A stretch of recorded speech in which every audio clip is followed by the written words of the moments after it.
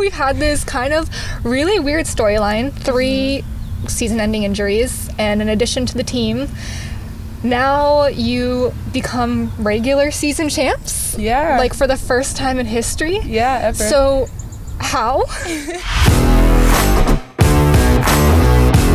Hi, I'm Fiona Rego. I'm a big fan of sports, and in college I competed in cross country and track, but I realized that there was not the same support for women in sports as there was for men. With MAE X SPORTS, my dream is to increase the coverage and reach of women's sports by bringing you their incredible stories.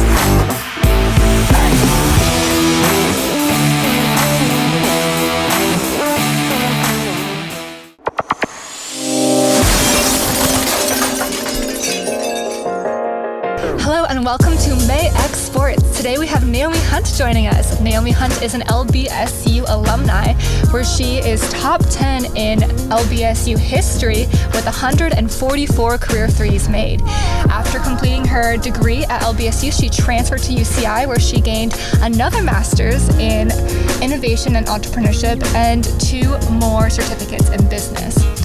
So thank you so much for joining me today, Naomi. Thank you. First things first, you are just graduating from your last year in college, your 6th year in college. Yes. Playing basketball. How did you first get started?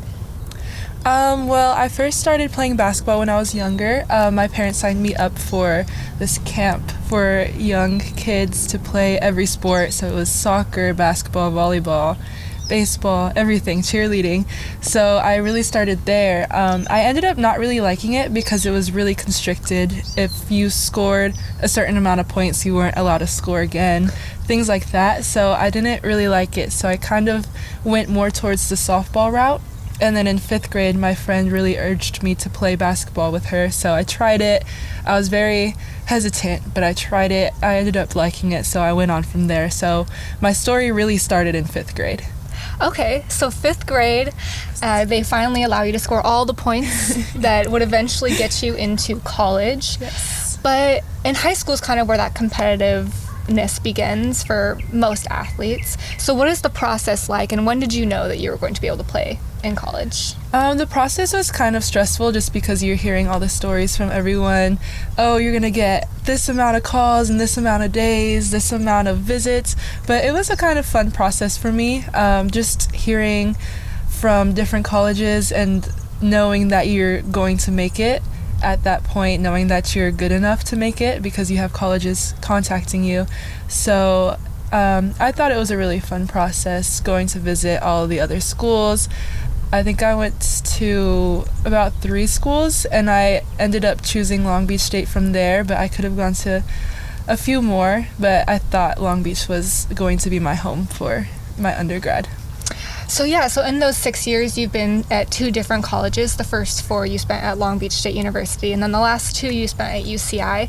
But coming into college for the first time, what is that process like? Is there anything that you particularly had to get used to?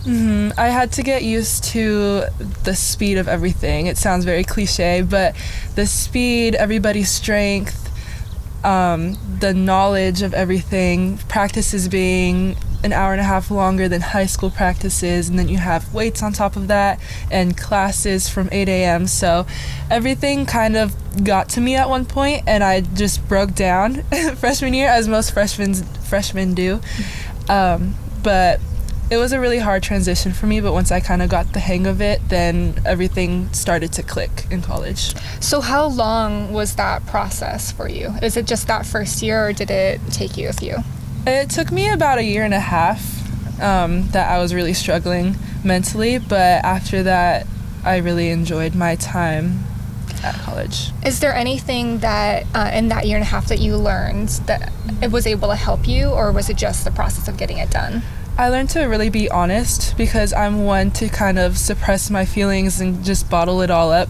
But I found very quickly that that's not the best thing to do for myself. So I definitely learned to communicate with my coaches how I'm feeling that day or any day. I was okay with going to get help from a therapist and just being open with my parents, everything like that. And it kind of made the transition to the second half of my sophomore year easier. And that was probably, the point of which then you hit that top 10 list at Long Beach State, where you were top 10 with 144, I think it was, career threes. Yes. So congratulations on that. Thank you. And then so what is the difference between coming in your first year to Long Beach State and then coming in your first year to UCI, which is your 5th year overall? Yeah. The difference, it was kind of, there had similarities and differences just because it's a new place, new people. I think the difference mainly was that obviously I was younger coming into Long Beach, so I didn't really have a voice for myself. I didn't really have a set identity for myself, so I was kind of figuring that out. But my roommates and my teammates really helped me with that throughout the summer of freshman year. Coming into UCI was a little difficult for me just because I already had a home at Long Beach. I knew everybody, I knew who my friends were, and then coming into our rival school was kind of iffy for me. I didn't know how the team was going to react or how the system was going to go, but once I figured it out, once I found who I was going to be friends with and who I found peace with, then everything got a lot better. And especially in your 5th year, you started 31 of 32 games. So so you found your stride. Yeah. And then that brings me to 6 years in college. That's a very long time. It is. How did you come to play those 6 years? So it started sophomore year when I felt a lot of pain in my left knee, but I just played through it. And then I later found out at the end of season that I had a partially torn ACL. So the doctor recommended that I would get ACL surgery, so I did. Then I took that junior year as a redshirt year, and in that junior year I didn't know what to do, and I was like, I might just kind of go into depression, but thankfully I had a mentor named Stephanie Baugh, and she told me, no, you need to do something, you need to step out of your comfort zone, you need to find your voice, find yourself. So she recommended that I became president of the Student Athlete Advisory Committee, otherwise known as SAC. And then she also helped me become the Big West SAC representative, and also helped me become the chairwoman of our student government in social justice and equity. So in that year, I really elevated myself and my mind and my confidence going into the next, 4 years of college? 3 years of college? So you took that 2019 year to kind of do some other soul searching. Yes. Some things away from basketball. And so you joined the SAC and you joined the Big West Committee. Yes. And then is there any other memories that you have from that year that you think helped make you as a human go forward? I was chosen to go to Belize for 8-day total immersion community service, which was really cool. And there we helped build a concrete court, which was a really fun experience. So we helped the localers build the court, and I thought that was a really good experience because 1, I got to really connect with the other student athletes, and 2, I got to connect with people that I never thought I would. So it helped communication-wise too, because they spoke a different language, of course, than I do. So it was just it was a great experience. So you've completed this Belize trip, you've continued your actual athletic journey with Long Beach State, and then you graduate from undergrad, and you're with this decision, do I stay or where do I go if I don't? So how did you know it was time for you to leave? Probably the hardest decision of my life. I didn't know where I wanted to go at all, but I just knew I think my time was up at Long Beach. It was a great experience. The 4 years was amazing. I learned myself, of course. I made a lot of friends. I knew the system really well, but I felt really comfortable, and I didn't want to feel comfortable for my last 2 years, oddly enough, so I decided to leave. I had no idea where, but the option of UCI came up, and I really liked the city. I liked how they played because we played against them twice a year for 4 years, so I really got to learn their style of play, which I felt I fit in with them as well as Long Beach. So it was a hard decision to go to the rival school, but I just decided to do it, step out of my comfort zone. So in addition to joining a new team, you also joined a new program, and that was the Master of Innovation and Entrepreneurship program. Also, ironically, the program that we both met in. Yes. And so you had to adjust to being in a really accelerated innovation and entrepreneurship program. What was that like? I had imposter syndrome. I didn't know if I was going to actually make it through the program. Just from orientation, it seemed very overwhelming.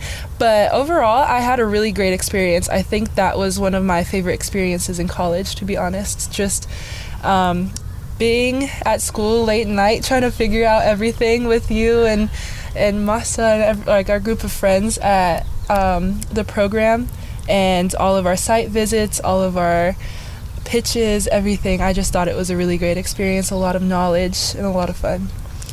And the first time that we actually met, you came up to me, and you were, this tall, stunning woman, and I had just stood up in front of the class, and they asked what market did we want to fill, and I said I wanted to eliminate the boundaries of like women in sports or obstacles in the way of women in sports. And afterwards you came up to me, and then we ate lunch together, and then 2 weeks later we were part of the same group, and that is how the rest of our group projects history was made.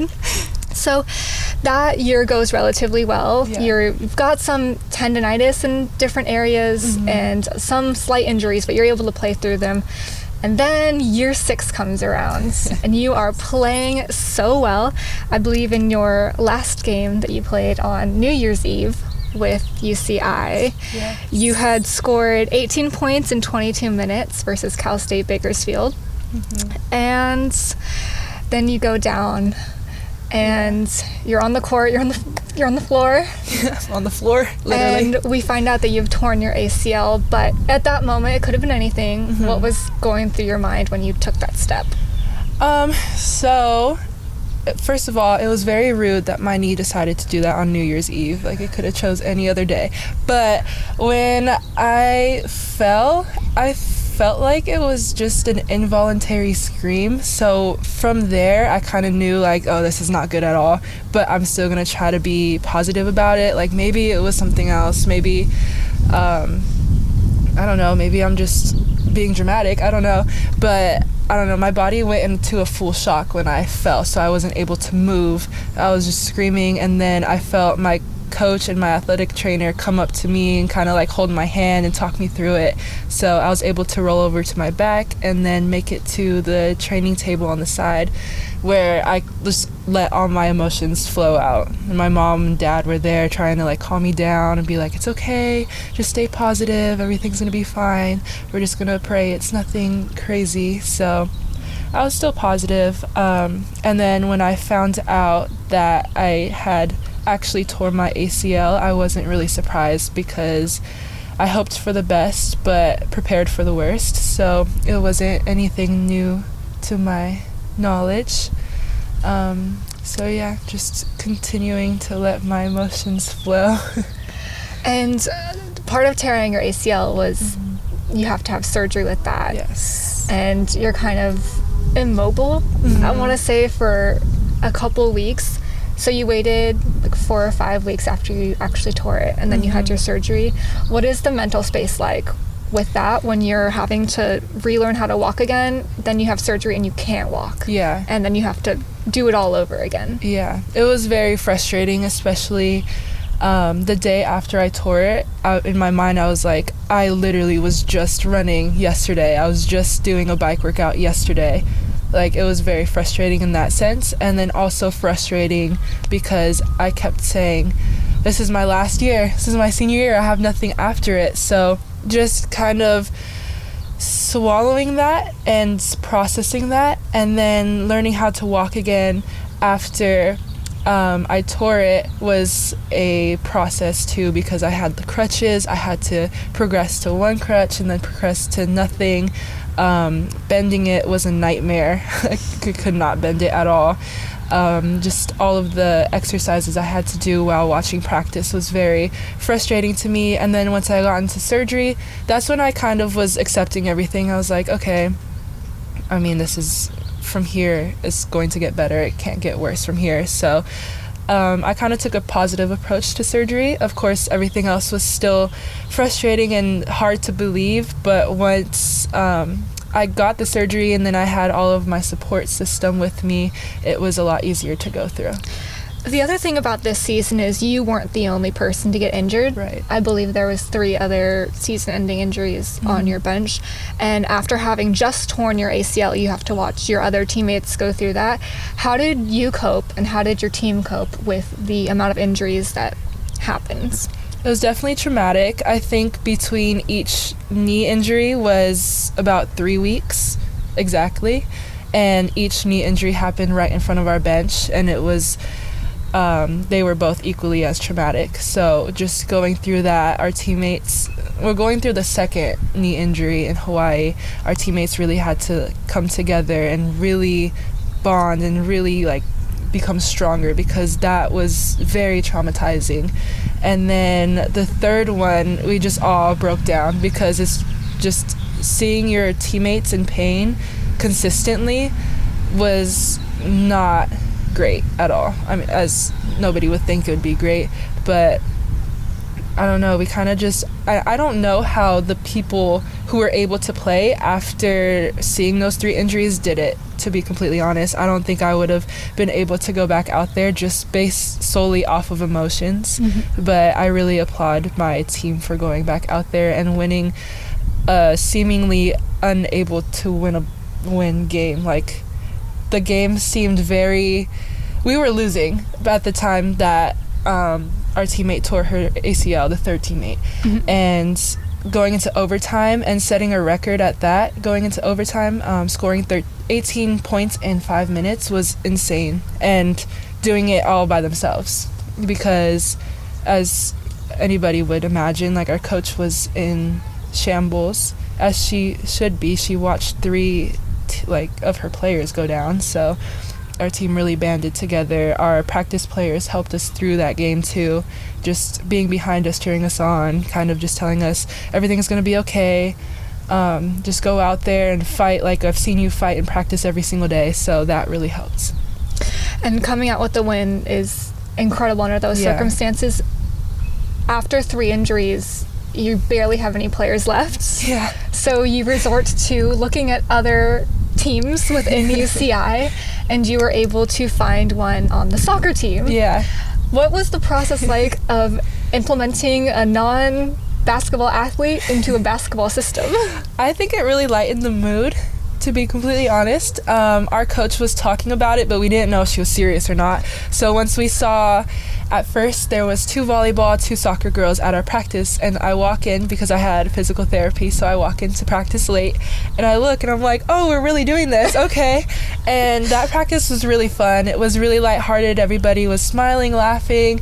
The 4 girls were laughing at themselves because they're like, I'm not very good at basketball, but hey, we're gonna just try it out. And it was a great time. So the girl we did pick up was on the soccer team, and she's very fun. I love her. Everybody loves her. And every game, before the game, she asks, what are the rules again? How much time? Can you go back court? Because in soccer you can go past the half, I don't know what they call it, but the half line. Yeah. Like, I don't know if I could do that. We're like, no, just it's okay. Just when you're on the other side of half court, you got to stay there, and asking all these other questions. It was really funny. So that really helped us get through the last few games, is just the lightheartedness and just smiling, laughing, not at her, but with her. Because especially in warm-ups, she's like, I'm not going to warm up. I'm just going to stand on the side so they don't know how I play. We're like, okay. Shout out to, what's her name? Lila. Shout out Lila. Congrats on scoring goals and baskets. She got a rebound. Yeah, at the Bakersfield game. It was really good. Congratulations. Yeah. That's a baller right there. That's the true definition. Yeah. I've now petitioned to have all of the basketball girls go play a soccer match. We'll tape your ACL together. Okay, yeah. Tape it. and for the record, the only reason that I was not qualifying for the basketball team was because I no longer go to school there. You guys definitely would have asked me, I think. Oh, 100%. Yeah. So we've had this kind of really weird storyline, 3 season-ending injuries, and in addition to the team, now you become regular season champs? Yeah. Like for the first time in history? Yeah, ever. So, how? It just felt like a fairy tale season. Like, obviously you had your lows, 3 lows, and then obviously you had your high. I don't know how the team did it. Just going through and dominating every game when I'm not saying other teams didn't have it as hard as us. Of course, every team has its obstacles, but just the way our team never gave up and never gave up for us. I think after each game somebody went down, our coaches texted the group and was like, this game was for you.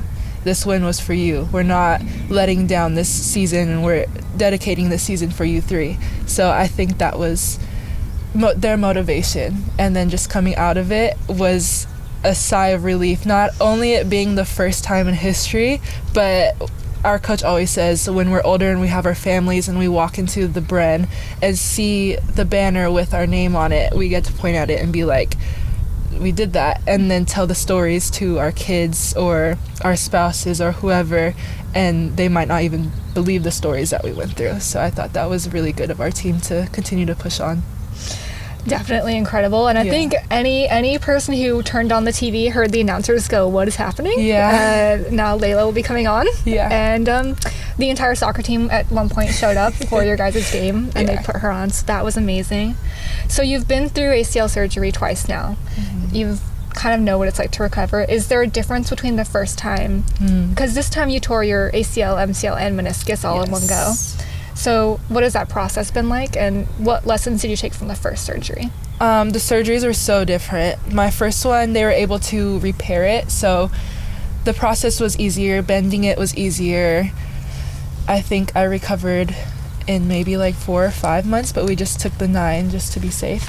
This time, since I tore almost everything, we had to take some of my patella and put it into my ACL, and then the surgeon had to drill my meniscus into my bone. So that itself was a lot more painful when I got out of surgery. I think when I woke up, the nurse was like, "Are you in pain?" I'm like, "Yes, my entire from my hip to my toes is in pain." And she was like, "Okay, we'll give you more medicine." Didn't help, but I think that pain just kind of continued on for a few months, and I was like, I don't remember being in this much pain last time.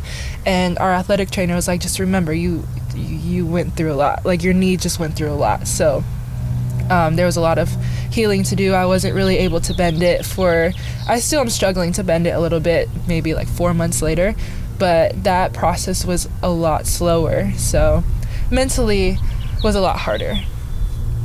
And as with the last time, you've kind of had to stop, but this time maybe for good, for your college career at least. What is it like going from being involved in practices and stuff to this time not knowing what's coming next? Yeah.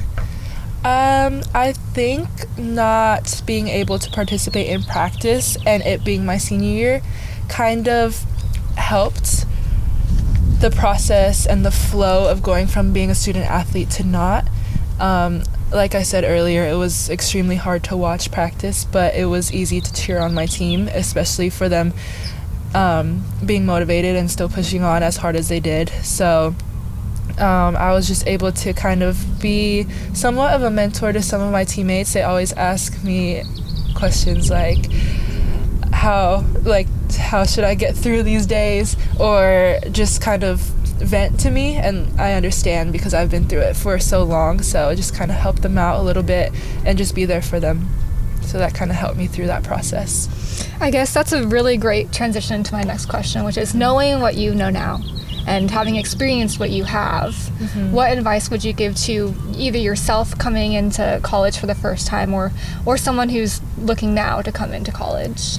I have a few. I guess my main one is just come in with high hopes and excitement, and don't let anything that happens to you or to the situation define how your years are going to be or how your career is going to be, because nothing's perfect. Nothing's going to be perfect. A lot is going to drag you down, and I could say that with 100% confidence. There are going to be days where you're just not going to want to be a student athlete anymore, but just pushing through, finding your people is going to help you. And that kind of goes into my second word of advice is find your people outside of your sport. Of course, you're going to have friends in your sport, but it's always nice to kind of just have those people that you can go to, kind of just vent to, and them not really knowing the whole situation, but understanding like, yeah, you're a student athlete, you go through a lot. Being able to just get out, get a coffee like we did, or just get food, or just do whatever outside of the sport. And I think that would really help with coping with a lot of things. And if there was a core memory that you could take from your time, it can be both an in-sport memory and an out-of-sport memory. What is that thing that you're going to recall forever? Yeah, I honestly think there's so many. Okay, I think there's two that I can think of. Okay, well, the first one, I'm gonna get kind of deep, but it's okay. The first one was my fifth year at the first one was my fifth year at UCI, and maybe 5 days before our season started, my best friend from high school passed away. And just seeing my teammates and my coaches being very, very like supportive of me and helping me through. My coach saying, oh, you don't need to practice, but if you want to stay in the gym and just shoot around, that's completely okay. Like, she's like, this just made you, just growing up, just trying to deal with things is hard. So she really helps me through that. So that's one memory for me that I'll never forget, is that, and seeing everybody kind of help me out and carry me through the first month of that season. And I think my other memory would be this year, which both seem really traumatic now that I think about it. But I think the most traumatic things make the best memories, because you don't necessarily remember the traumatic events, or if you do, you remember most the good that comes out of it. So like the motivation, the people, the banding together, the pushing through everything, and I don't know, all of those memories really. So just the entirety of year 6 is a core memory. Year 5 and 6, year 6, core memory. It's just, very traumatic years, but very great outcomes, I would say. We're going to do 365 times 2, and that's all the core memories that we have. Literally. That brings me to, you've accomplished a lot. Mm-hmm. You've been through a lot. What is something that you're so proud of yourself for? I think I'm really proud of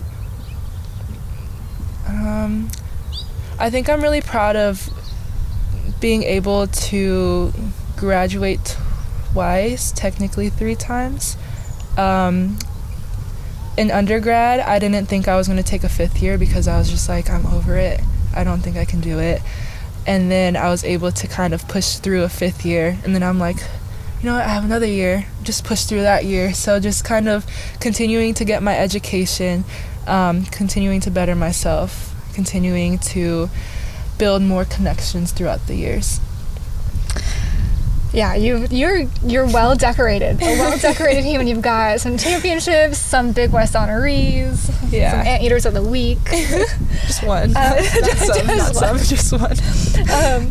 So, what is next for you? What is next? That's a great question, because I can't even answer that, to be honest. I do have some ideas. I do want to play overseas for at least a year, if everything goes right with my knee.